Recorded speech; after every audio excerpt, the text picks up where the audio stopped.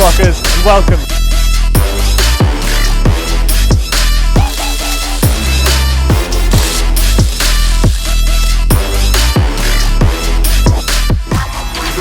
Oh, screw this. Where's EPIC when you need him?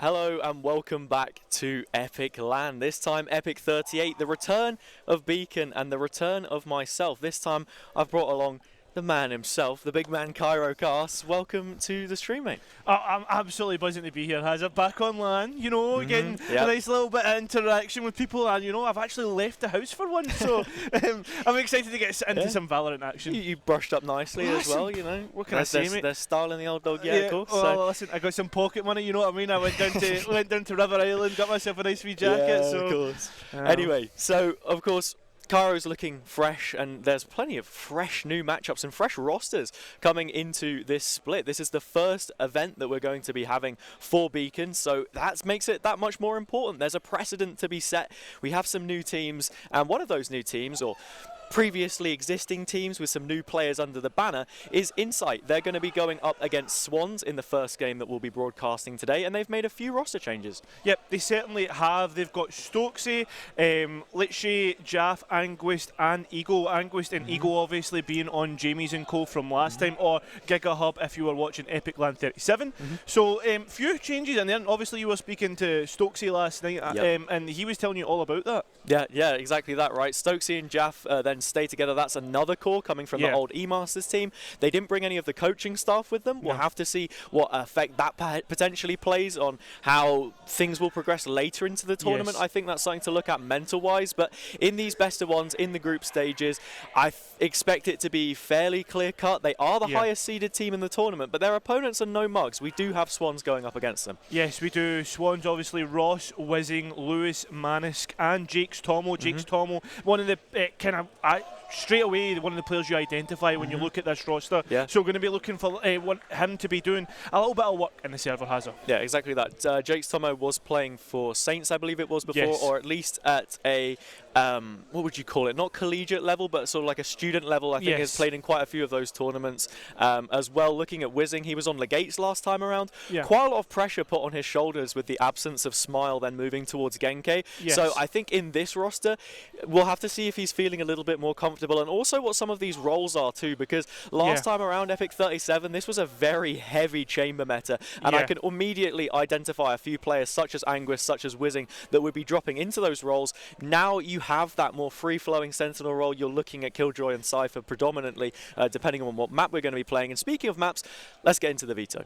Yeah, let's get in towards this one. Hazza, the first ban coming straight up there, Split, then Lotus, Haven, Fracture, Peril, and Ascent. Ascent kind of doesn't make sense to be getting towards the latter stages, so does Peril, basically the same map. Icebox is actually where we're going to be playing Swans, starting on the attack. Yeah, it doesn't surprise me too much that Ascent and Icebox do drop into those last couple of places. Lotus as well, coming out as being one of the early bans that we expect to see between teams, because there's not going to be too much prac on it just yet. I mean, there still has been a couple of weeks. We're getting into the months at this point in time, really. I believe it was early January that we saw it get introduced, or maybe even more towards December. Yeah. Details, evade me, but the main matter is, we've seen a little bit of it now played at pro play and lock-in and whatnot, but teams still perhaps aren't going to be feeling too comfortable about it. Yeah. Like I mentioned as well, these are new rosters, so you're bringing a lot of old ideas, from your Jamies, your Giga Hub, your E-Masters into a team like Insight, for example, and perhaps that doesn't immediately gel as one that wants to play into a Lotus. So Icebox is the map we're going to. Yeah, I think a big one to remember when moving in towards this matchup, Hazza, is this is a fresh beacon split. As you were saying, everything is fresh. We don't know. The seeding is kind of done holistically. There's a little bit of theory craft going into these kind of seedings in terms of what players have done before, etc. So, for instance, we could see an upset here from Swans if they have the better cohesion. We certainly could do. I mean, we had a couple people throwing around names already. I think, if I'm being honest, it was Winter backing the Swans players as a Welsh woman herself. But I think they still have plenty of potential. I think they're top 5 in the tournament. Lots of people, I mean, when we were speaking about it yesterday, and to some of the players as well, they said that perhaps the cut-off in terms of level is where Swans are, so maybe they're more towards the back end, the chasing pack, if you were, in terms of competitors. But a win here would be a real statement piece. Like you said, new beacon event, completely new terms and conditions, really, in terms of what the pecking order is. You don't have a Barbers, you don't have a Lupetti Buffon, there's no like X tier 1 precedent being set. Everything is just open for them to get their teeth stuck into, and I can't wait. Yeah, exactly. And that's something that Insight were actually talking to you about last night. They were saying, like, it's a different type of pressure moving in towards this Epic, because they don't have to raise their level to another teams. They have to somehow set the standard themselves, being at that number 1 seed. I think that makes it more exciting as well. As Stokesy put it, they're in the doghouse, but we'll be leaving that now and heading in towards our first map of Icebox. A best of 1, I should reiterate. This series will not go on much longer than the 2 teams dictate. Looking at some of the choices coming through, no real surprises here whatsoever. One of the reasons why I think we glossed over speaking about the map and the ins and outs of it is that it's been fairly worn out at this point in time. We will, in fact, be getting a mirror matchup, but to clear up some of those questions we had in terms of who would be filling into Sentinel roles and whatnot, Anguist will be on the Killjoy, and instead it is going to be Ego, the previously duelist player, that fills in on the Jet. Yeah, exactly. Has something that we completely expected. A lot of the roles completely make sense. Jaff back on controller, Stokesy playing the initiator. So at this moment in time, there's nothing really to rant and rave about. The double Sentinel will be quite interesting now that we're not going to see like the double initiator, so something to also pick up on. Yeah, it's that standard triad that you expect on Icebox. The Viper, the Sova, and the Sage. Killjoy has dropped in quite nicely, and you move away more from what was an aggressive style of play on Icebox that we saw previous with the Chamber. Now you have the lockdown, you're looking to play more retake, not look so much for those early picks unless you're running the Operator on your duel list. So starting things off looks like a fairly even spread default. Swans looking to challenge all areas of the map as we begin, but immediate A control will be important for them. Insight, on the other hand, maybe going for a set play down mid. Certainly looks like that's going to be the case, especially with the Viper slowly walking up as well. Viper ball already placed towards B, but no contact being taken. Spike slowly moving towards A. Yeah. Ross has managed to move away from the ping, but Litchi has taken quite a bit of room here, and with that contact up on A, we could see a punish come through the mid position as Wizzing has already cleared so much of the site, takes a couple of stray shots. But yeah, Insight going for that play down mid, perhaps trying to set the tone early on in this map. Yeah, well, Spike been attempted a few times, a couple of nano swarms going off, but there is some early space being taken up by Ego. They'll get taken out. Lishy at least gets the trade back, but Swans keep the advantage only momentarily. Stokesy getting one back themselves, but time is ticking away. And Jaff comes in from behind, takes out Ross, a lovely ping in with the intel dart, but Jaff's going big, and Lishy comes in as well. First round going towards Insight.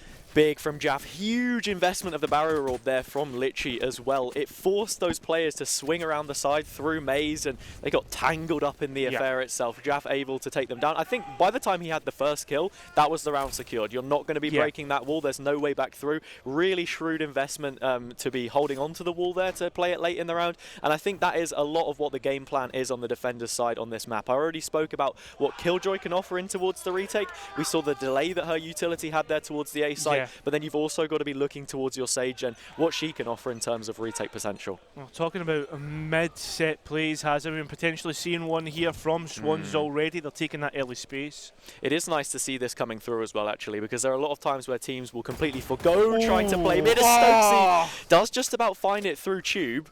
That will be an opening kill, but did see a couple more players moving up, and that turret does confirm those suspicions. Yeah, there's not much in terms of actual stopping power, only an identification of where these players could be. Has to be re-cleared, but here comes the high caliber of bullet. Stokesy at least gets another, but has traded out. Yeah, he does get picked off. Here comes Anguist in from behind. Fluffs his lines just a little bit, and that allows Jake's Tomo to upgrade the weapon.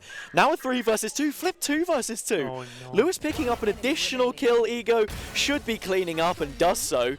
But that one, perhaps a little more dicey than Insight would have hoped.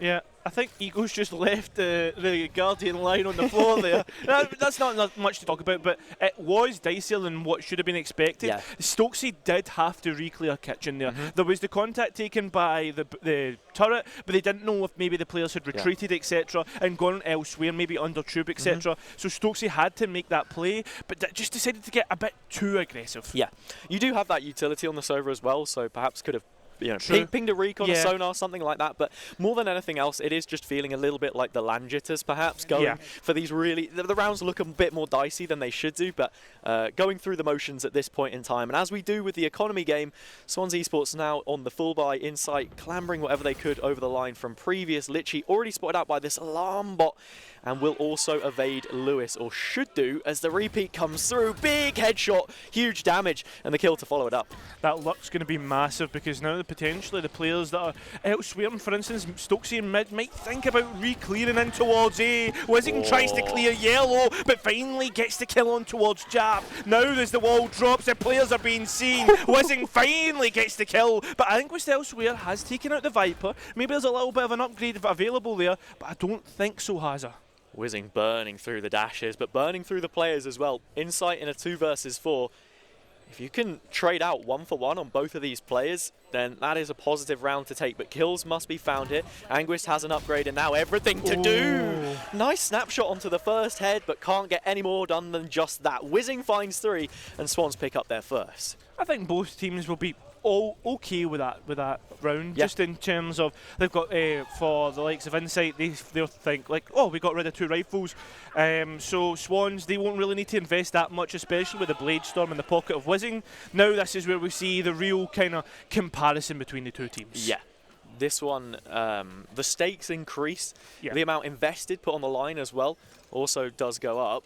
And for the first time, Swans are breaking away from how they previously set up. This is going to be the first time we really see them contest towards B-Long. I guess you had the Owl Drone on the previous round as well, but it seemed to work out, so they're going to go for the same play again. It's just a question of whether they do full send into the execute here, or look to just take the control, sit, and play for something in the late round. Wizzing the first to contact, and does have the Blade Storm, like he said. Jaff's just straying out on towards yellow. This is a massive overextension. Had to win that fight and does so. Now the push a little bit stalled. Yeah, and they are going to just back up off the contact from the Owl Drone here as well. The jig is up. They have found so much control towards A through Lewis, however. It's just whether they can convert that to something tangible or not. Jaff using the Poison Cloud, by the way, to cross towards yellow, brought a really nice timing. And is just staying posted here because there are teammates now supporting in the site, but we have to be looking at Lewis's position on A, and if Swans can convert anything from this. I don't like Jaff's position. Jaff should really drop off further. Yep, just like this. Now realises the position that they're in, and you know what? They don't know if he's still behind yellow. Yeah, well, we had the spike all the way up there. In the hands of the Swans players, looking to get it planted, gracing default itself. But Lewis now, with so much space on A and so little time left, this has to be your win condition, and they are going to follow up from the ground that he's already covered. We've got an angle held here towards spawn by Ego, and I don't think anyone's going to cross it. It is the plant for backside. Player advantage still for Insight, but you have the op in the hands of Ego, which may make this a little more troublesome. May make it a little more tricky, but at the same time, Ego can cut this site almost in half just by using that op, but well, decides to go towards Rafters, where there's already one player looking. It is going to be Manisk.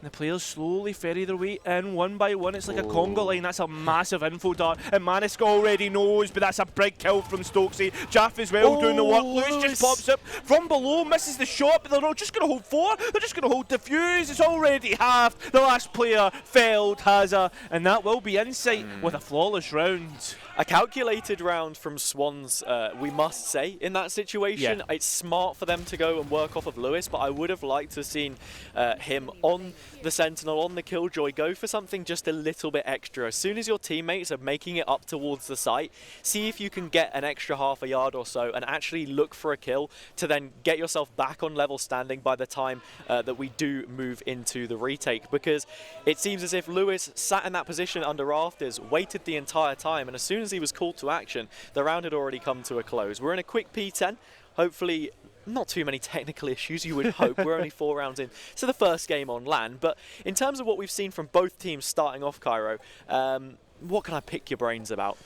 Oh, I mean, there's so much to pick my brains about, but I think there's nothing of great standing realistically. I think, like, looking at this, it's the first 4 rounds on LAN, right? Yeah. There's a couple of jitters, there's a couple of things. I think there's a couple of mistakes that are actually being taken in terms of a little bit of positionally, but nothing too great that you could extrapolate an actual answer from.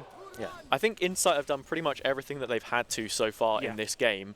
But yeah, like you said, Swans not quite at the level just yet. No Whizzing! way!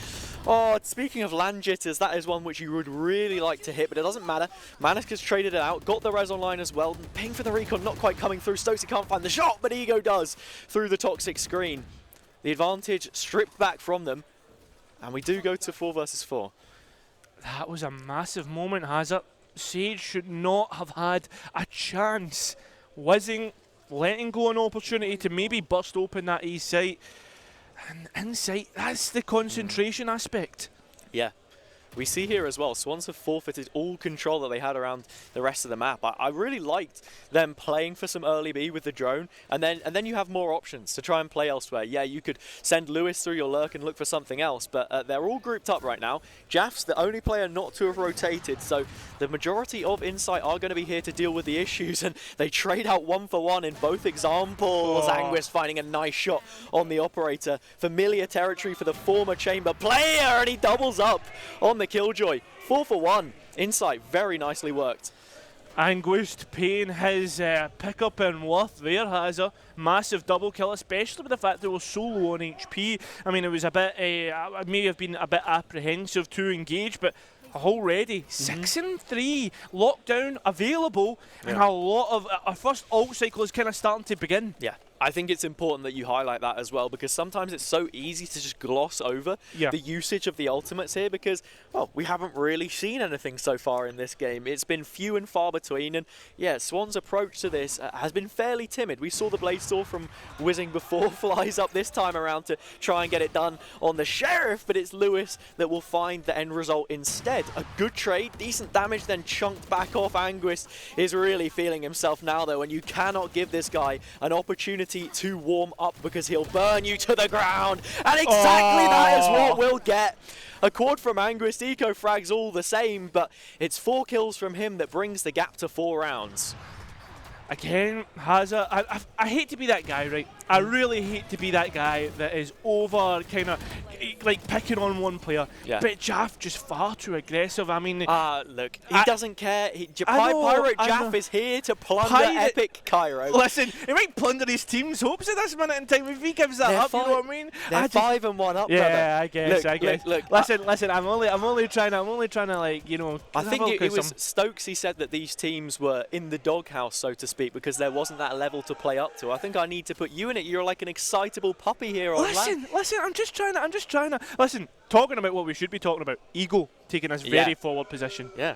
well, excitable himself, right? But no leash to fall back on. Does have a tailwind to escape if needed, but isn't even going to use it. In fact, gets spotted out by the recon dart. Stokesy happy to let that one chime off.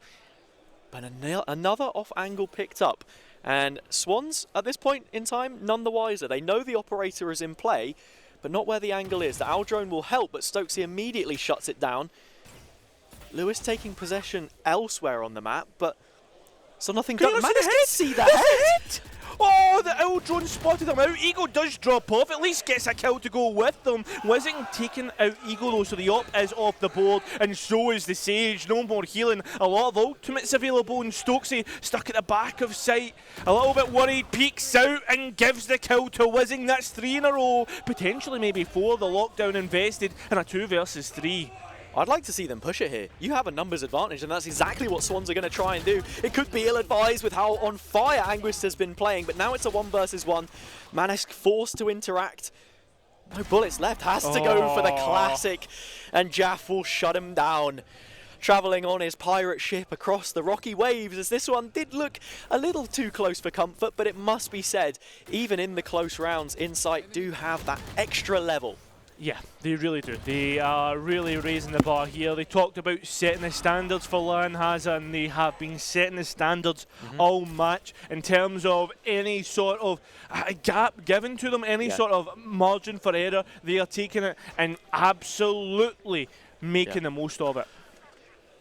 And I think we can be fair to Swans here. They've gone toe-to-toe with Insight on the 100%. majority of these rounds. 3 of the 6 picked up have been defusals, so there is an opportunity for the spike to get planted, but it is in the sort of mid to late round where the shortcomings of this team are starting to come through, and that's definitely something that will be talked about in the timeout that we have here from them as well. You've got to think about what it was that was working for them, and I've said this a couple times already. Use that owl drone, take some control towards B long, and then freeze it. Cut noise, you know that you're going to get quite a bit of space on A already. I guess then the issue is, are you using the owl drone to make sure you're not facing up into an operator there? That's something to maybe consider. But on the other hand, there are still other ways to sort of mitigate that. I think just having a little bit of extra control against Insight here has to be your prerogative. Yeah, I think there's 2 big, massive parts of this. In terms of the post plant, it's not been secure enough. They've allowed Insight to get picks and take advantages, and then that's where Insight have really made it work. I mean, looking at this, Swans have only won 1 round, and it's really had the economy advantage, you know what I mean? So that's another thing to think about. There's on another part, again, is what you're saying in terms of control. We've not seen a proper default come out from Swans yet. Yeah, and I suppose the opposite side to the coin for that would be, if you're going for an execute that's focused purely towards one site, just full send it in. Only issue is Anguist has all of the Killjoy utility here and will be firing off nanos left, right and centre, as the supporting cast of Stokesy will just help them mow down Swans, and that will be the result that turns 7-1 now for Insight. However, with a round like that, the low investment, not too much thought in the mind, I guess you could say, from Swans, this is the one that we've got to be looking at when we consider what kind of conditioning they're trying to break away from, what has already been done by the defender's side, and extrapolating that a little bit. And from the setup already, you can see that is something they'll look to challenge. Something that I've noticed from Swans is they tend to send 4 players towards one site, with 1 player locking towards the other lane. Lewis.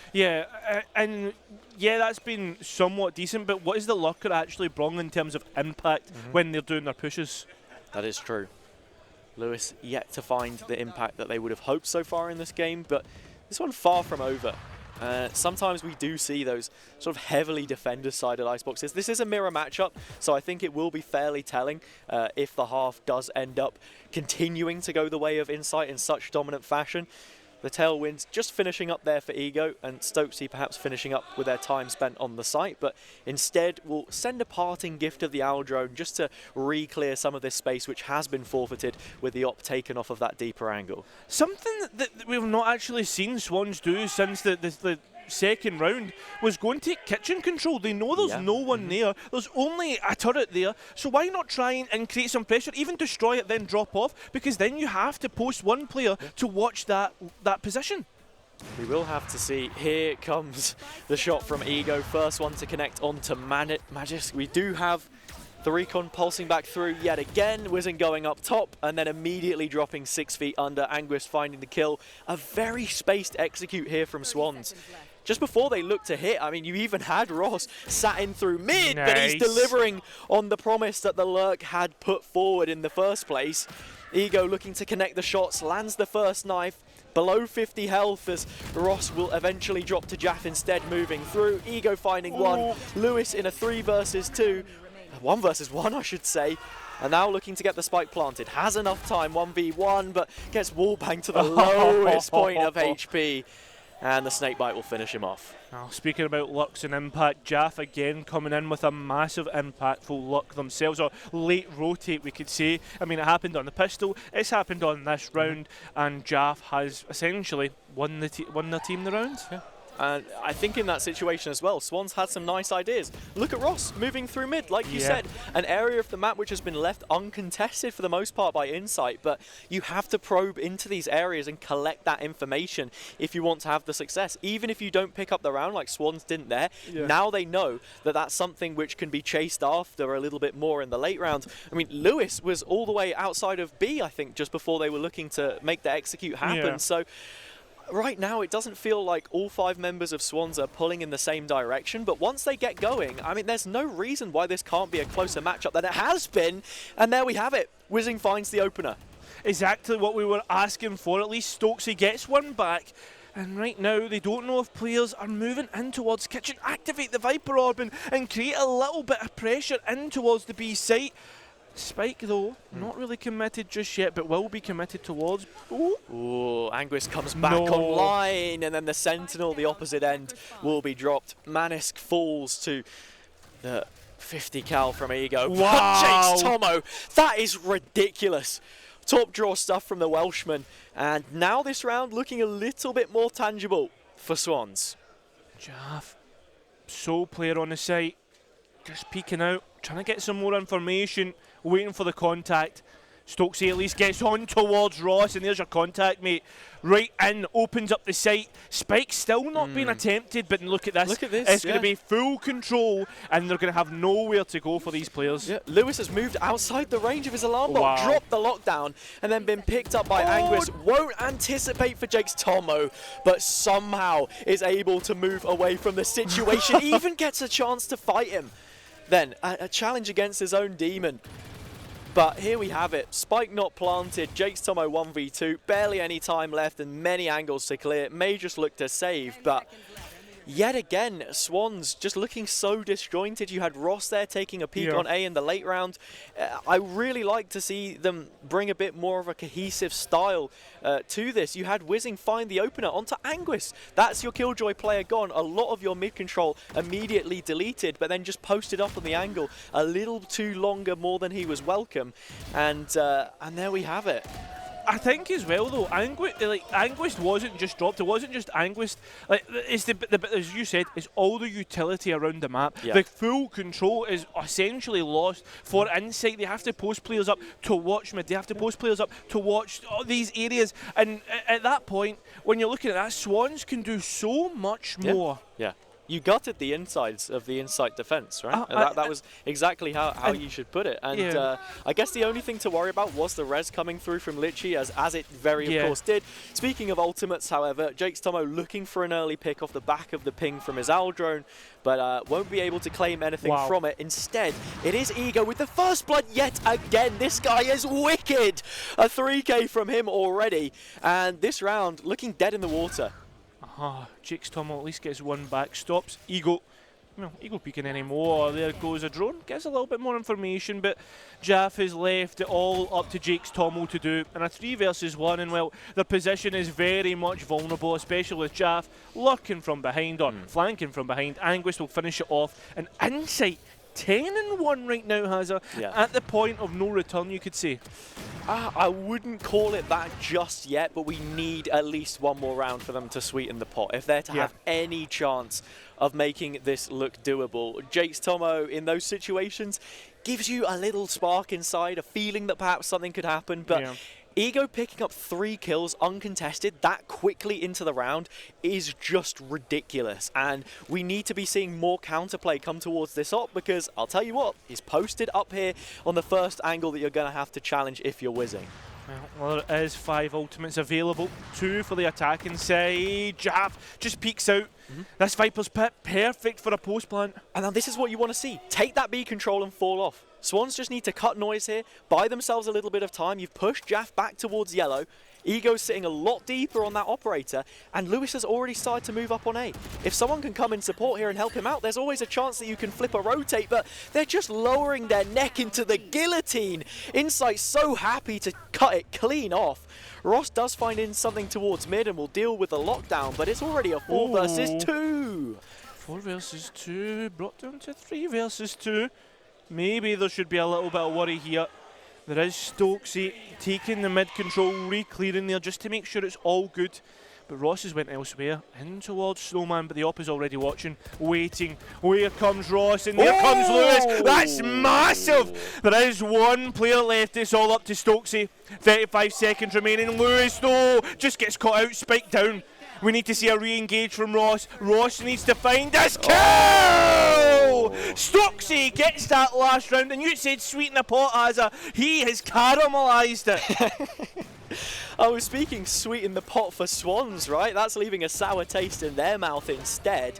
A big clutch leading from the front. Stokesy, the IGL, comes up huge in the 1 versus 2. Finds the first kill, and then a position given away off the back of the snake bite. And yeah, you're just sat here biting your tongue almost a little bit, right? If you're following Swans, because that is an incredibly poor showing in the first half. Perhaps a chance for them to have rectified some of those mistakes in the final round, but even then, some of the similar problems still coming to light. Well, different problems now, Hazard. Complete flip of the halves. If we do see Swans lose the pistol round, that's where you kind of feel that they're almost helpless to the inevitable fate that's coming their way.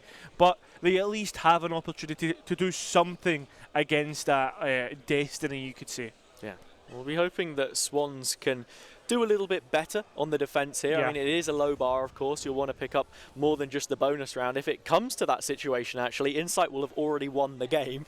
So, yeah, let's just see if not too many Swans are going to be falling down this time around, because I'm pretty sure, what is it? Is it that the King owns all of the Swans in the UK? You're not actually supposed to be able to do anything? Yeah, that's what they say. That's what they say. Well, seems as if has it changed hands since the Queen passed? I don't know. Because she owned them all before. Yeah. Well, I guess you could say that Insight are criminal in the way that they've been doing this. They certainly are. They certainly are. And we'll have to see if... Well, I mean, Insight have already had plenty of luck catching those Swans, so we'll have to see if they can catch a few more. Well, I think an interesting thing to talk about just before we get into this one is the B walls that have been going on around Hazza. The fact that we've already seen a defensive wall from Swans to gain a little bit more control on that B site. Insight playing this one slowly towards A. They've completely ignored the dart, and Swans have taken this as an absolute, completely vacated the site off of one minute play, literally already in through kitchen. Manisk falling apart from the back, and Swans falling apart from the seams. A free upgrade and uncontested, he can continue to run Rampage in mid. Finally there is a trade, and Lewis, being the bastion of the A site, will try to get something done. Insight still with an advantage and a whole heap of utility to fall back on. It's 3 agents that you'd love in a post plant. Ross now on towards the flank, but the KG turret is up and will give away that flank straight away. The players have went for a little bit more of a forward play. Used the poison cloud to manage to find his way past it, and they have absolutely no idea.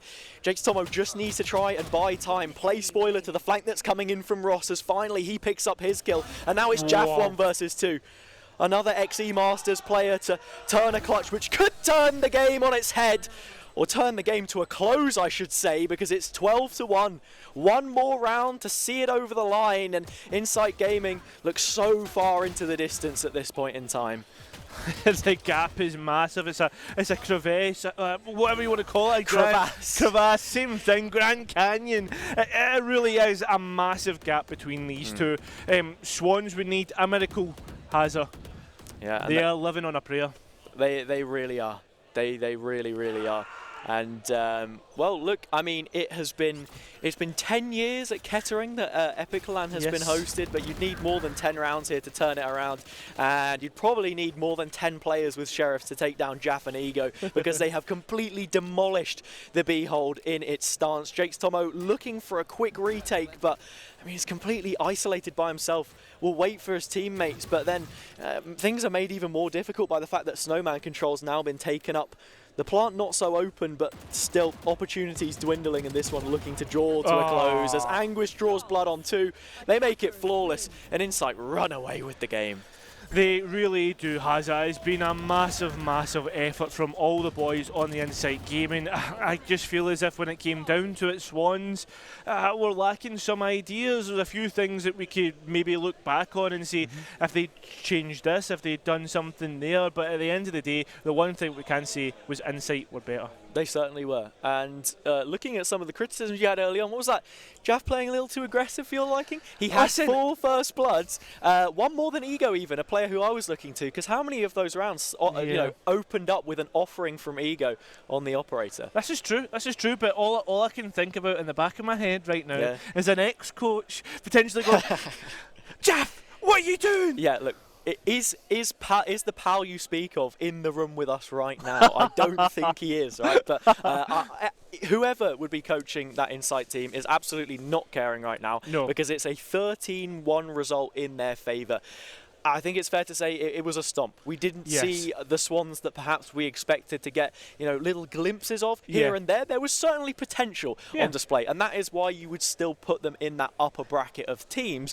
However, it's a potential which they need to deliver on. There are plenty more games to be played in the groups throughout the day, and plenty more games that we will also be showing on broadcast. Kyra and I will be here for the next best of 1, which I believe will be Jokers versus Next in Line. We will be taking a short break before we go to that one, but any closing thoughts quickly to wrap this one up, because I do want to speak about Swans for a little bit, because there were some decent ideas there. The main point for me was that it was perhaps a little disjointed. Yeah, I think there's a little bit of disjointment. I think at the end of the day, the one thing that we need to remember is this split has started in February. This split ends in May. There is a long time, at least 3 months of development, and then on top of that, another split as well. So those things that there is plenty of time for improvement, plenty of time for teams to get better. So while it's the first game, it's not the last. It certainly isn't, and we do have some more of those games coming up for you, and time is another factor that you mentioned just then. We're going to need to take some time to process what we've just seen and set up the next one. So we'll be going to a break, but when we return, we'll have Next in Line versus Jokers.